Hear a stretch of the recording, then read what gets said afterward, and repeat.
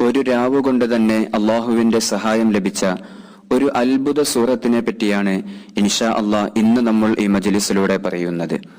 ഏതു വിഷമഘട്ടങ്ങളിലും അള്ളാഹുവിന്റെ സഹായം ലഭിക്കാൻ വേണ്ടി പരിശുദ്ധമായ ഖുർആനിലെ സൂറത്തുൻ നസ്റിനെ നമ്മൾ 70 തവണ ഈ പറയുന്ന രൂപത്തിൽ നമ്മൾ പാരായണം ചെയ്യുക. അള്ളാഹു സുബ്ഹാനഹു വ തആല ഏത് വിഷമമാണെങ്കിലും അതിന് പരിഹാരം നൽകും. ഈ അമല് നമ്മൾ ചെയ്യേണ്ടത് ആദ്യമായി ഖളാഉൽ ഹാജത്തിന്റെ 2 റക്അത്ത് നിസ്കാരം അള്ളാഹു തആലയ്ക്ക് വേണ്ടി നമ്മൾ നിസ്കരിക്കുക. അതിന്റെ ശേഷം നമ്മുടെ മജ്ലിസിന്റെ മശായിഖന്മാരിലേക്ക് 7 ഫാത്തിഹ നമ്മൾ പാരായണം ചെയ്യുക.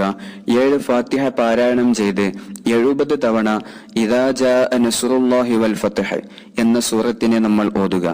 അതിന്റെ ശേഷം അള്ളാഹുവിലേക്ക് ആത്മാർത്ഥമായി നമ്മൾ ദുആ ചെയ്യുക.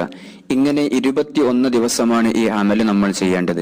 ഏത് വിഷമമാണെങ്കിലും അള്ളാഹു അതിന് പരിഹാരം നൽകും.